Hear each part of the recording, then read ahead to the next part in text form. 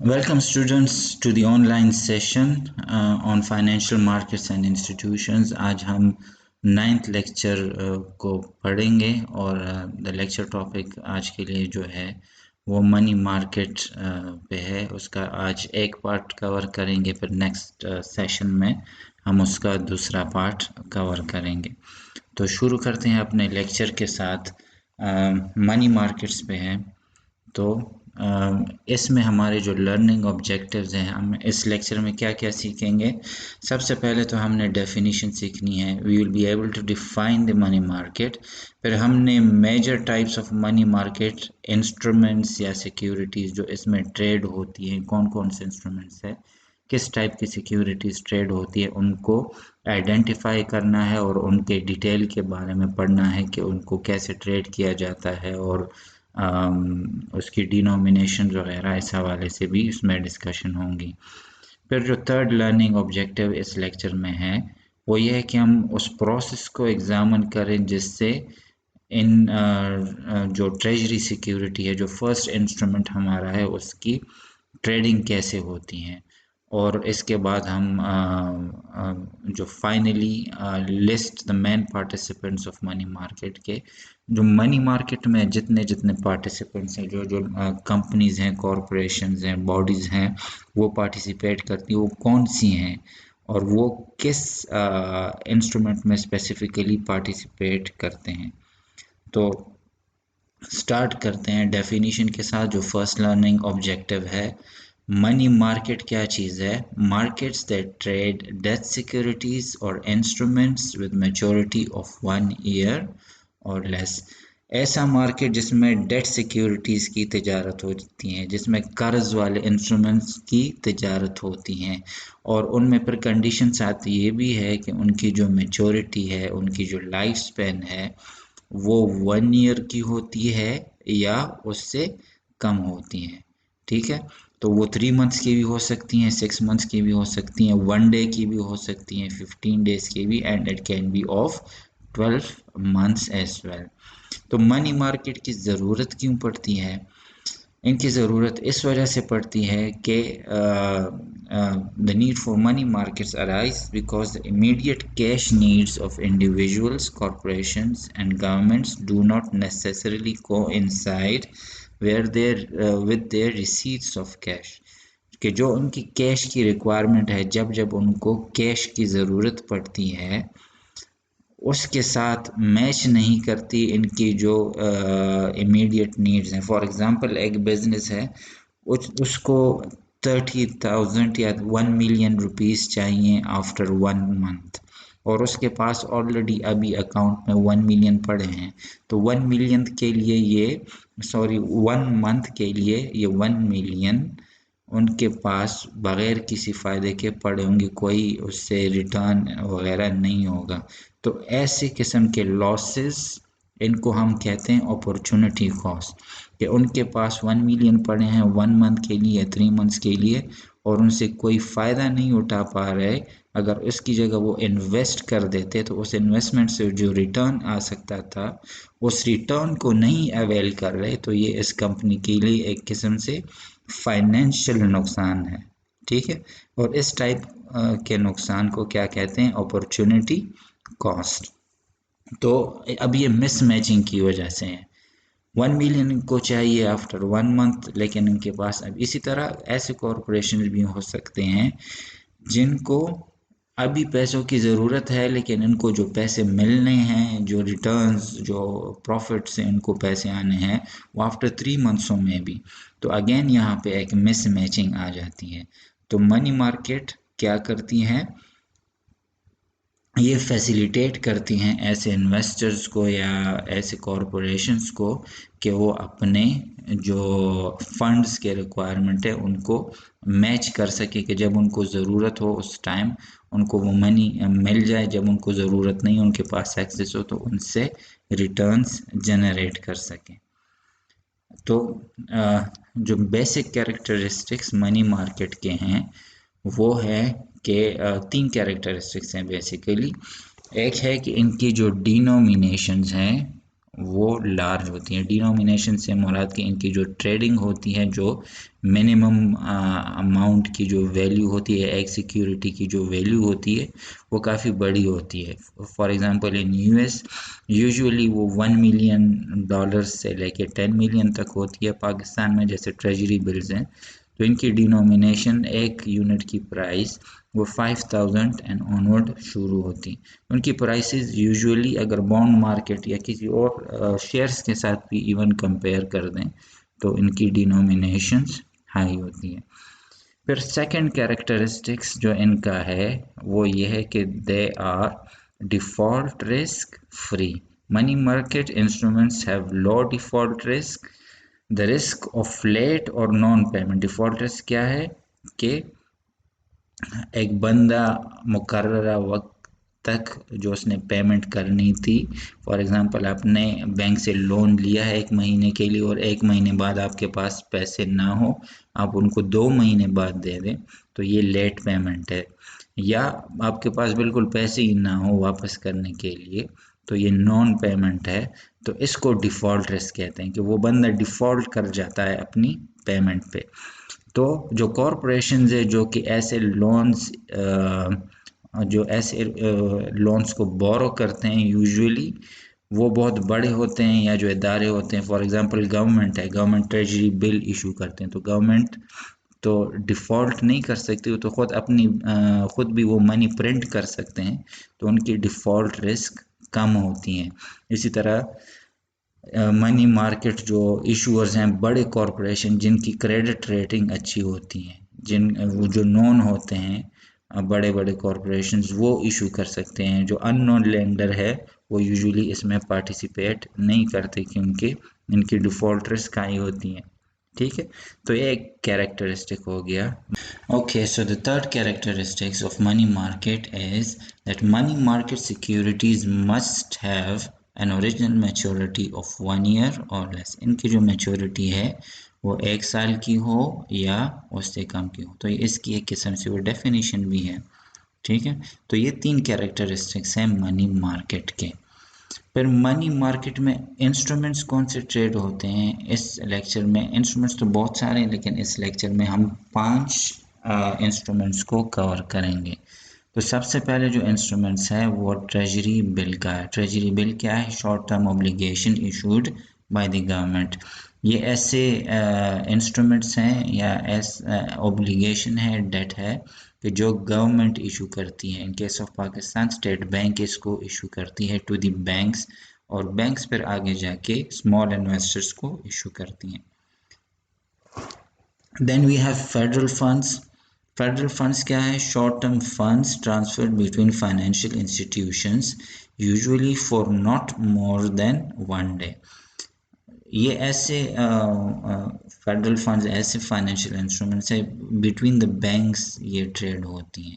और कैसे? For example एक बैंक है वो शॉर्ट ऑन कैश है फॉर द नाइट, इसको हम डिटेल में भी डिस्कस करेंगे, बहरहाल थोड़ा सा यहाँ पे समझ लें कि बैंक्स के पास जब वो क्लोज कर रहे होते हैं, जो रिज़र्व रिक्वायरमेंट है वो कंप्लीट नहीं कर पा रहे होते, तो अदर बैंक से एक रात के लिए ये यूजुअली लोन ले लेते हैं ताकि उस रिज़र्व रिक्वायरमेंट पे पहुंच जाए, तो नेक्स्ट डे उनको वापस रिटर्न कर देते हैं, और इस पे जितना इंटरेस्ट बनता है वो उस हिसाब से वो पे कर देते हैं।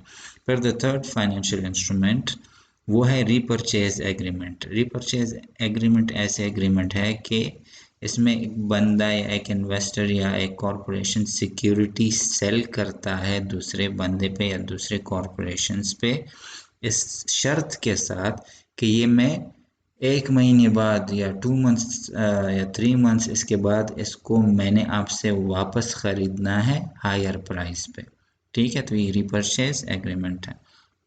फिर है commercial papers. Commercial papers short term unsecured promissory notes होते हैं जो कि एक कंपनी इशू करती है ताकि वो short term needs usually 15 days के लिए या उससे ज़्यादा मंथ के लिए, 2 मंथ्स के लिए जो शॉर्ट टर्म कैश रिक्वायरमेंट है बड़े कॉरपोरेशंस की, इस तरीके से पूरे करते हैं कि वो कमर्शियल पेपर्स इशू करते हैं, इन्वेस्टर्स उसमें इन्वेस्ट करते हैं और फिर at the end of the maturity वो उन इन्वेस्टर्स को रिटर्न दे देते हैं कमर्शियल पेपर्स पे। फिर the fifth one, the bankers acceptance.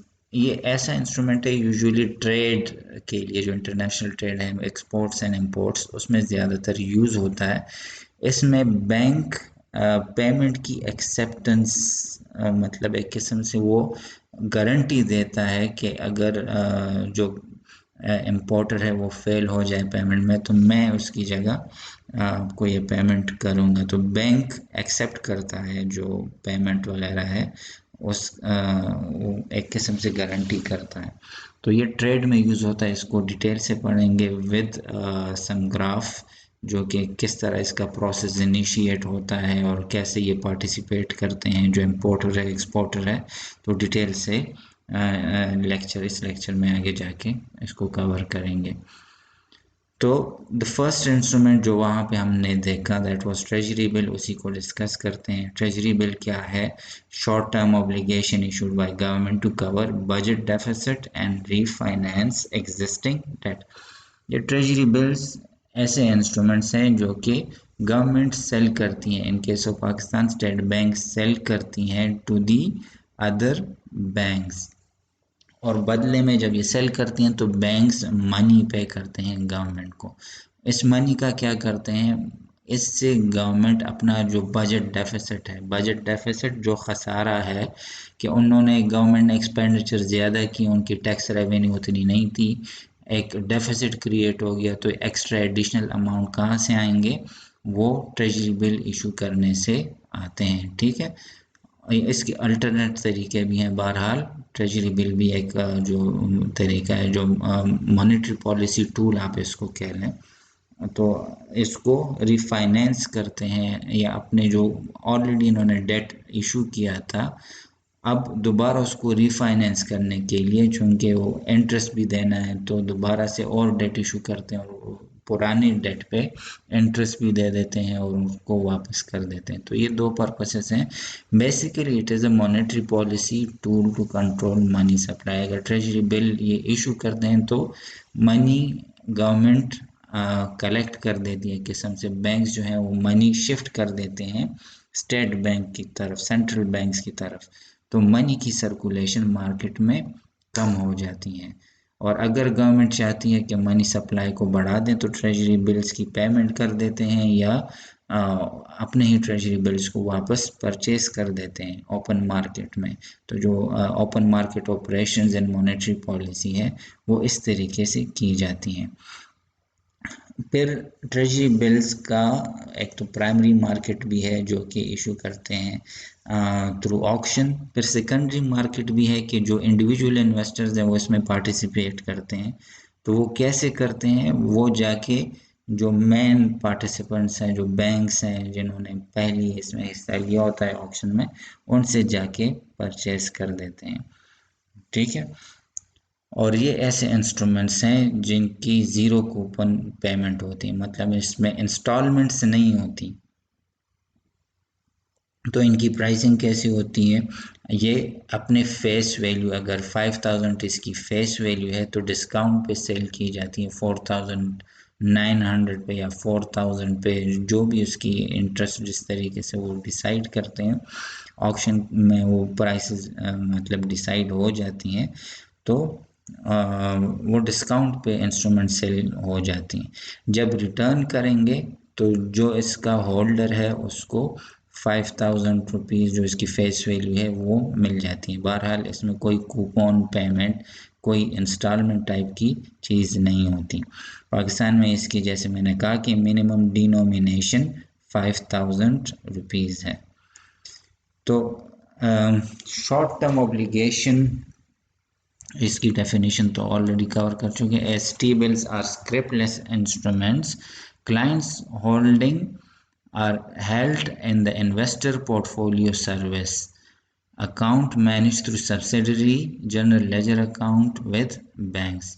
T bill scriptless है, इसकी कोई मतलब फिजिकल फॉर्म नहीं होती। यहाँ पे आपको जो नज़र आ रहा है ये ट्रेजरी बिल है, लेकिन this treasury bill is of April 1970, 1969 में इशू है, 1970, तो पुराने ट्रेजरी बिल है। आजकल जो ट्रेजरी बिल्स हैं उनकी फ़िज़िकल एग्जिस्टेंस नहीं होती, वो सारे के सारे जो हैं ऑनलाइन होती हैं, उनकी पेमेंट ऑनलाइन होती है। उसके लिए क्या करना पड़ता है, जो क्लाइंट्स हैं वो बैंक में जाके एक अकाउंट खोलते हैं, उसको उस अकाउंट को बोलते हैं इन्वेस्टर पोर्टफोलियो सर्विस अकाउंट। तो वो मतलब हमारा जिस तरह जनरल एक अकाउंट है कि करंट अकाउंट है या सेविंग अकाउंट, उस तरीके से नहीं, बल्कि ये इन्वेस्टमेंट अकाउंट है, उसमें सेव की जाती हैं। अगर कोई फॉरेनर है इन्वेस्ट करता है तो उसके लिए एक सेपरेट टाइप का अकाउंट है जिसमें उसको डॉलर की डिनोमिनेशन में भी दी जा सकती हैं। ठीक है, तो इसका प्रोसेस जो सेकेंडरी मार्केट का इस तरीके से। मैच्योरिटी कितनी है, जो पाकिस्तान में इशू होती हैं 3 मंथ्स की इशू होती हैं, 6 मंथ्स की इशू होती हैं एंड 12 मंथ्स की। ओके, तो नेक्स्ट हम डिस्कस करते हैं इसकी जो मार्केट है कि प्राइमरी मार्केट कैसी, इसकी ट्रेडिंग कैसे होती है प्राइमरी मार्केट में, इसकी ट्रेडिंग कैसी होती है सेकेंडरी मार्केट में। तो प्राइमरी मार्केट में एक्चुअली गवर्नमेंट है या जो स्टेट बैंक है उसने अप्रूवल दी होती है, कोई एलिजिबल जो कैंडिडेट्स होते हैं, प्राइमरी डीलर्स होते हैं, उनको ऑथराइज करते हैं कि वो इस मार्केट में पार्टिसिपेट कर लें।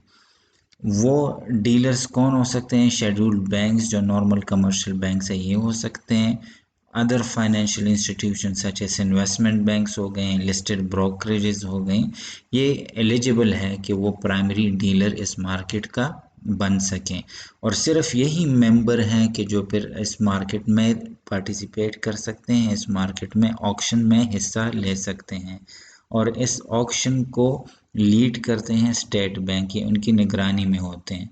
तो ऑक्शन का तरीक़ाकार क्या होता है, ये 11 मेंबर्स हैं, ये इस ऑक्शन में पार्टिसिपेट करेंगे, ये बिडिंग करेंगे, अपनी जितनी क्वांटिटी रिक्वायर्ड है इनको वो क्वांटिटी मेंशन करेंगे कि हमने इतने क्वांटिटी के ट्रेजरी बिल्स लेने हैं, और फिर उनके साथ जो रिलेटेड है जो प्राइस है कि किस प्राइस पे हमने इन ट्रेजरी बिल्स को लेना है वो मेंशन करते हैं। तो फिर जिस जो हाईएस्ट बिडर है आते हैं जो ऑक्शन, जिस तरह के एक लिमिटेड सप्लाई है 28.6 बिलियन, जिस तरह इस ग्राफ में आपको नज़र आ रहा है कि इतनी सप्लाई, बल्कि एक्चुअल जो है 30 बिलियन की है कि 30 बिलियन के ट्रेजरी बिल्स गवर्नमेंट इशू करना चाहता है, इस पे ऑक्शन हो रही है। तो सबसे जो फर्स्ट बिडर है या हम कह दें कि जो टॉप बिडर है वो प्राइस लगा रहा है कोई 99.96% ऑफ द एक्चुअल प्राइस। अगर 1000 तो इसकी प्राइस है तो 999 पे ये बंदा जो है या ये कॉरपोरेशन उसको परचेज करना चाहता है, और उसकी क्वांटिटी भी आप देख लें तो काफ़ी ज़्यादा है। सेकंड पर्सन की प्राइस उससे थोड़ी सी कम है और क्वांटिटी भी उस लिहाज से कम है, तो इसकी बिडिंग प्राइस है। थर्ड पर्सन वो ज़्यादा क्वांटिटी ले रहा है लेकिन उसकी प्राइस सेकंड से भी कम है, फिर फोर्थ है, फिर फिफ्थ है, फिर sixth and 7 and so on up to the 11 participants जो हमारे केस में है, जो कि पाकिस्तान के केस में है तो 11 पार्टिसिपेंट्स हैं। तो एलोकेट कैसे होंगी, यहाँ पे आप इस लाइन को देख लें, ये वाला लाइन जो है, तो इस लाइन पे आप देख लें ये टोटल सप्लाई है जो कंपेटिटिव बिड के लिए अवेलेबल है। तो इतने शेयर्स पे जो प्राइस डिसाइड होता है, ये डॉटेड लाइन, ये वाला डॉटेड लाइन जो है इस प्राइस पे डिसाइड हो जाता है कि हमने इस पे लेना है। तो ये सबसे जो minimum price for all the treasury bills ये शो कर रहा है। अब जो बाकी मार्केट से यहाँ पे जो डिफरेंट चीज़ है वो ये है कि अगरचे जो टॉप नंबर 1 पे है जिसने सबसे हाई बिडिंग की है उसकी प्राइस बहुत ज़्यादा है, लेकिन उसको 99.96% प्राइस पे नहीं मिलेंगी, बल्कि इसको भी जो फाइनल बिड प्राइस है जो नंबर 6 को जिस प्राइस पे मिल रही हैं उसी प्राइस पे नंबर 1 को भी ट्रेजरी बिल्स मिलेंगी। लेकिन नंबर 6 को चूंकि वो सबसे लोवेस्ट बिडर था, उसको सबसे कम शेयर्स या सबसे कम ट्रेजरी बिल्स मिल रहे हैं और प्रायोरिटी इनमें नंबर 1 को दी जाएगी, फिर number 2, 3, 4 and fifth bidder and sixth bidder. Seventh bidder जो है चूंकि उसकी सबसे कम प्राइस थी तो उसको कोई ट्रेजरी बिल्स नहीं मिलेंगे। तो ये प्राइसिंग मैकेनिज्म है इसका। अच्छा, फिर हमारे पास ये तो कंपेटिटिव बिडर्स थे जो कंपटीशन में डायरेक्ट हिस्सा ले रहे थे। एक और टाइप ऑफ बिडर्स हैं जिनको नॉन कंपेटिटिव बिडर्स कहते हैं। वो कंपटीशन में डायरेक्ट हिस्सा नहीं लेते।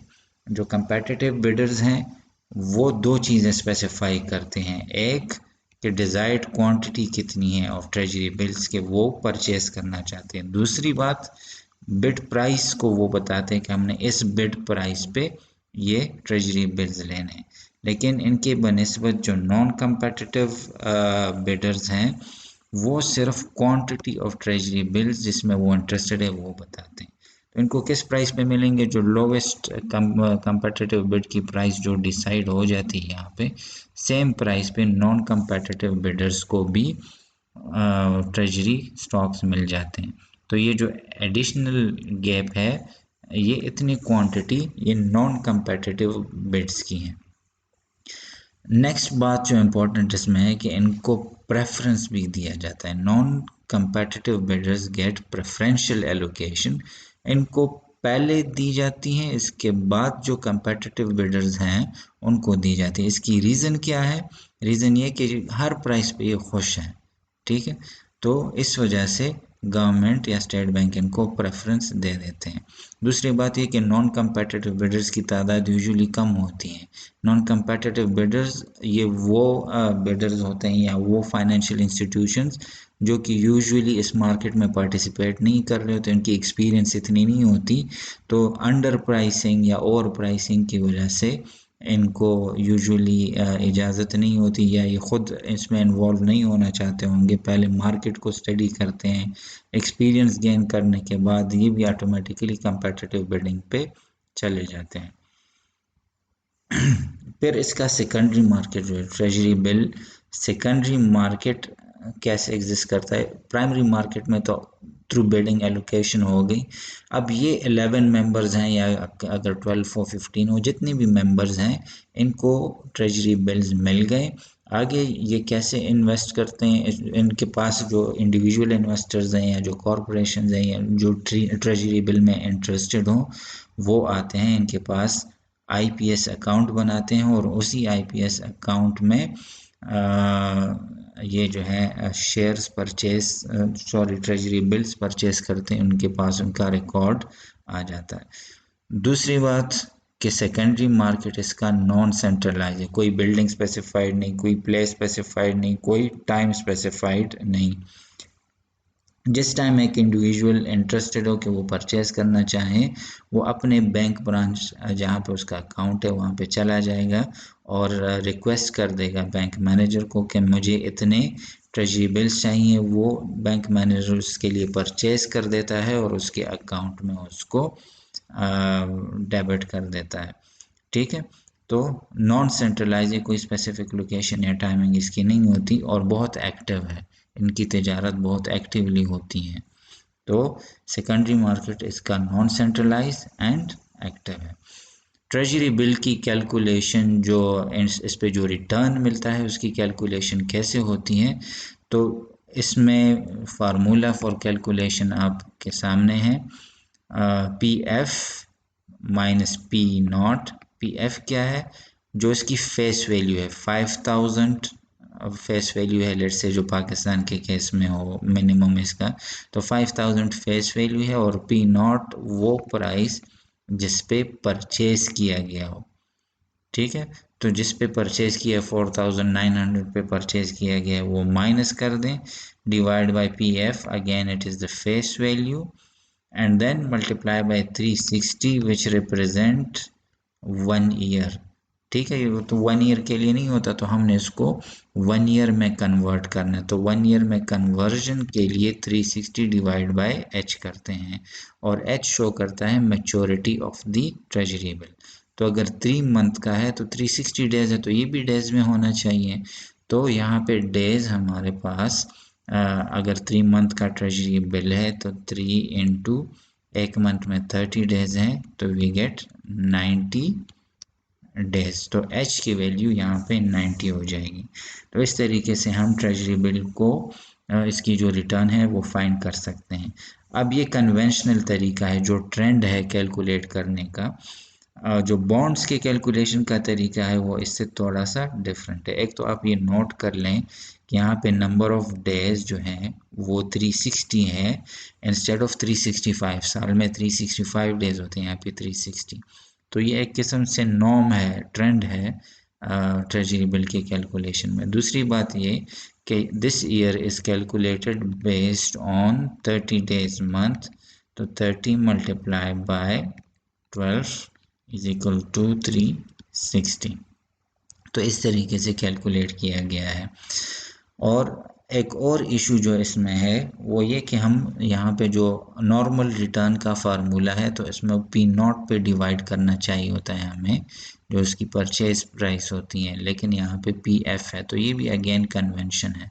तो अगर हम इसको कंपेयर करना चाहते हैं किसी और बॉन्ड के साथ, तो इस चीज़ का ख्याल रखना है कि इसको पहले उस बॉन्ड वाले फार्मूले में कन्वर्ट करना होगा। यहाँ पे 360 की जगह ये 365 करेंगे और पी एफ की जगह यहाँ पे पी नॉट करेंगे, तो तब जाके ये एनुअल बन जाएगा, फिर तब जाके ये कंपेरेबल बन जाएगा। तो ये तरीक़ाकार है ट्रेजरी बिल के ऑक्शन का और उसके सेकेंडरी मार्केट का। तो आज के लेक्चर के लिए इतना ही काफ़ी है। नेक्स्ट क्लास में फिर हम जो बाकी मनी मार्केट इंस्ट्रूमेंट्स है, repurchase agreements, banker acceptance, federal fund, उनको भी डिस्कस करेंगे। और जो पार्टिसिपेंट्स हैं मनी मार्केट के, उनके हवाले से भी उस क्लास में डिस्कशन होगी। कोई भी क्वेश्चन हो व्हाट्सएप ग्रुप पे आप पूछ सकते हैं, या अगर KCMS में कहीं पे कमेंट का सेक्शन हो तो वहाँ पे क्वेश्चन पूछ सकते हैं, या यहीं पे वीडियो पे कोई कमेंट करना चाहें तो नेक्स्ट वीडियो में इंशाल्लाह उन क्वेश्चंस को आंसर कर दूँगा। Thank you so much for joining this online lecture. Inshallah, see you soon in the next class.